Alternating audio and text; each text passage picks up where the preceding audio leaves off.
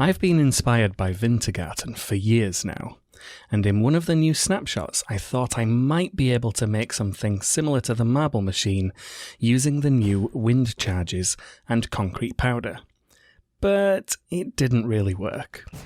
This was the best thing I came up with, and even still, it doesn't always work.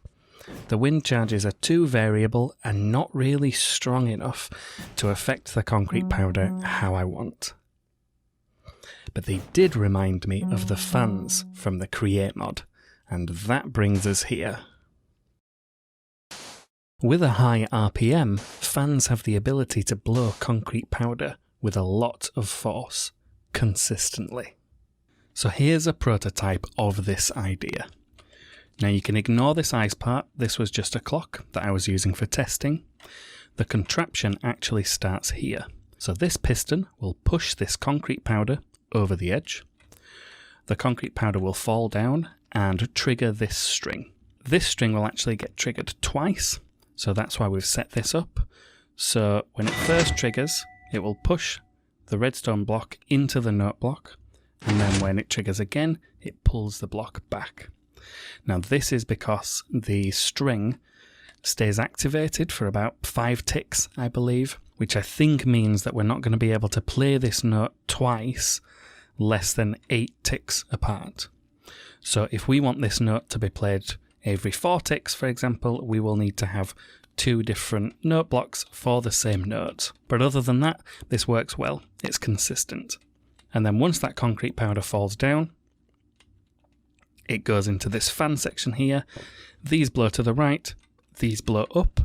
So the concrete powder comes down here and then up here. These fans blow to the right and this one up. Same thing here, and then at the very top, they get blown to the left. Now, originally how I had this set up is we had a stack of concrete powder. And so the concrete would be blown on top of the pile, and then you would get this great visual effect of seeing how many marbles are queued up in the system. But unfortunately, when concrete powder is in this falling state, if another bit of concrete falls onto it, whilst this is still falling, the concrete powder sometimes breaks into item form, which ultimately means the system would run out of marbles and the idea doesn't work. So I had to come up with a solution for that, and that solution was firstly, the concrete powder gets collected into a hopper, like this, and then the concrete powder is put into a deployer, which is on the fastest setting. So what that does is it means that once this concrete powder is gone, it gets replaced straight away. And that is faster than 8 ticks, so you're always going to have a concrete powder ready for when you next want to play that note. So let me demonstrate what this is like. This is an 8-tick clock, so you'll be able to see it at its fastest speed. And if I just trigger this here,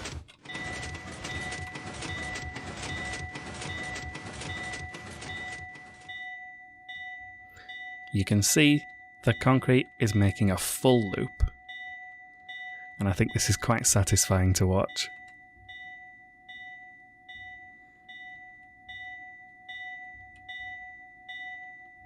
Now you do get some visual glitches here and there.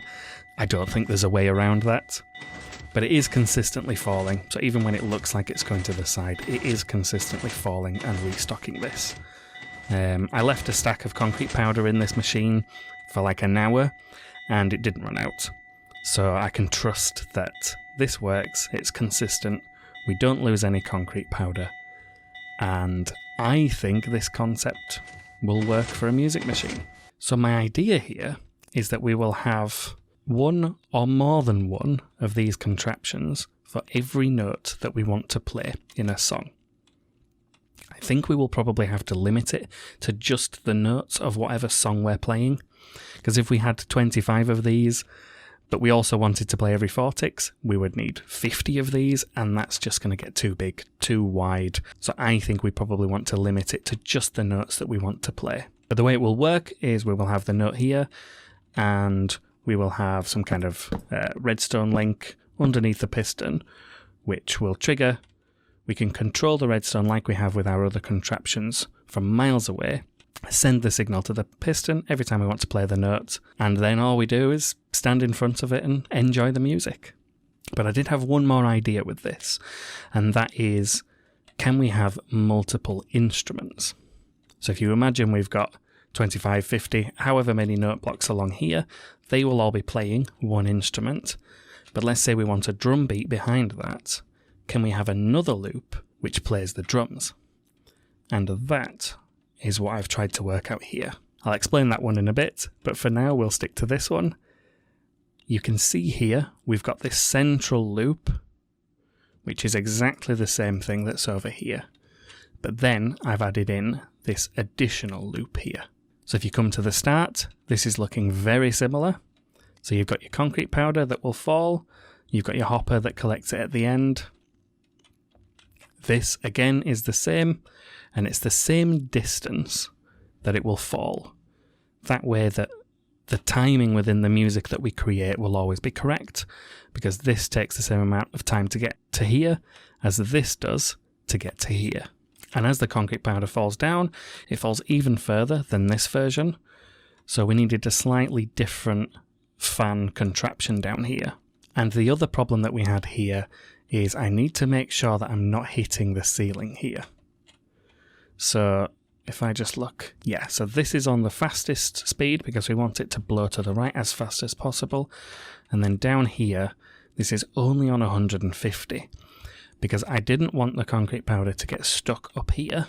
You know, I didn't want the updraft from here to be too strong so that it gets stuck up here. But if it's not strong enough, then the concrete powder just comes down, blows to the right, and then lands on the fan, which also doesn't work. This is how I was able to get it to work. The concrete powder will come down, it will blow to the right, it will start blowing up, and then the rest of this is exactly the same as we had here. So it just goes to the right and up, to the right and up, to the right and up, and then all the way over. So if we just drop some concrete, we can see that happen. The note plays, it goes all the way down, it goes to the right very quickly, and then it makes its way back around. And now I want to show you this version.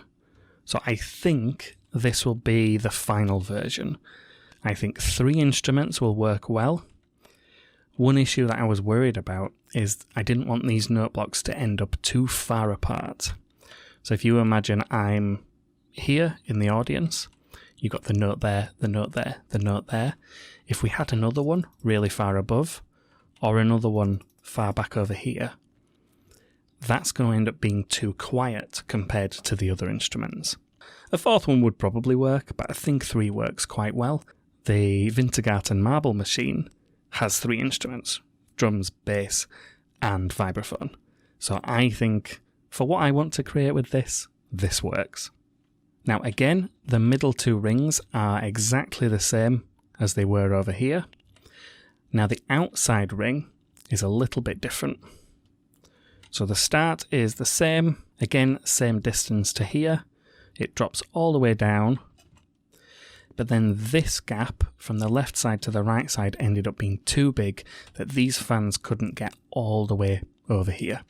So I had to create this section where it hits this wall, travels up, and then gets blown to the right. And then this part is exactly the same. So again, it just kind of recycles it all the way up to the top, blows it all the way across the top, and this just about works. I think if we had added a 4th one here, we would come up with a complication here where we would need to blow it, have it fall, and then blow again. But this works for the 3 instruments that we've got. And now I can show you what they look like together. If we come here, we trigger this one. This is the one that we tested before, the small ring. And then we'll test this one here. They went slightly out of render distance there, but you can see them travelling all the way around. And then let's trigger this one here as well.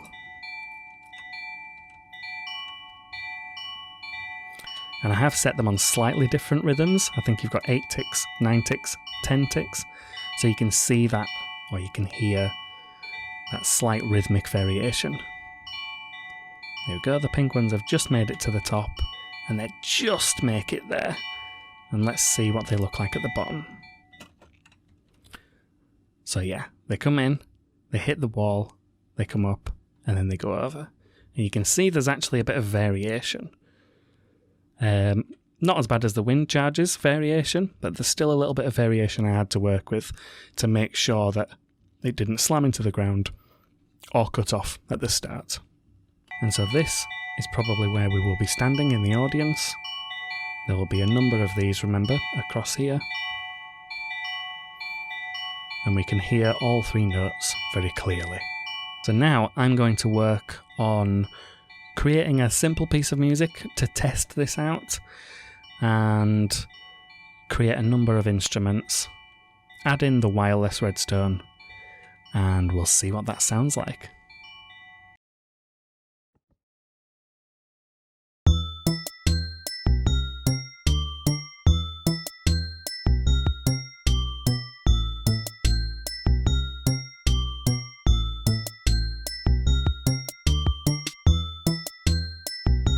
So that was a full loop of a very simple song that I've created for this machine.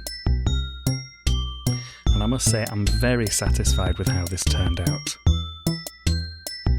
If we take a look from the side, this is probably the best view. I think it looks great. If we come in here, you can see the redstone links underneath. So that is how we control every piston individually. And if we go down to the drums here, you can see we've had to double up on all three instruments. So you've got kick in the middle, then you've got the snare, then you've got the hi-hat. So because some of those notes are played closely together, that's why I've had to double up on each instrument. But it's only 6 note blocks, so it's absolutely fine. Now if we come down here, I have had a couple of problems. For example, here, I kept noticing that the light grey concrete was getting stuck, and I don't know why. So I've just put this fan here for the time being. Yeah, you can see here, I think it's still happening. You see there's some powder that's just sat there. But yeah, I need to investigate why that's happening, but for now I've just put that there. And then if we come down here, some things are still getting stuck here. Now, when I tested this the first time, it was purple, magenta and pink that were getting stuck, and now it's just lime and green. I have no idea why. All of these lanes are exactly the same, so I've got no idea why it's just affecting some colours each time. But yeah, in the final version of this machine, I might just need to lower this section and lower that section and just make it less of a headache to deal with these kind of gaps and parts here. But yeah, I'm really happy with how this turned out. If we come down here, you can see the redstone. It's just redstone links that power each piston. A very simple pattern here, 2 ticks between each lamp. I like to do it that way, firstly because it's nice to send the same signal length each time, so we're not ending up with situations where pistons are powered too long. Every time a piston is powered, it is only powered for 2 ticks. And it also just makes writing out the music a lot simpler, because it's very uniform. You can copy and paste easily and just add in links in the places where you need to play a note. So I'd recommend, if you ever do wireless link note block programming, that's a hefty sentence. If you ever do this kind of programming in wireless links, I do recommend, if you can, just keep the gap between each lamp equal. And that's it for this episode. I'm sure you can predict what my next video will be. I have written out Wintergatan's marble machine in Noteblock Studio, so I'm ready to program it into this machine. I do need to fix some bugs and figure out the decoration and how the overall build is going to look. But yeah, hopefully within the next week or so I'll have another video out. So Feel free to subscribe, and thanks for watching.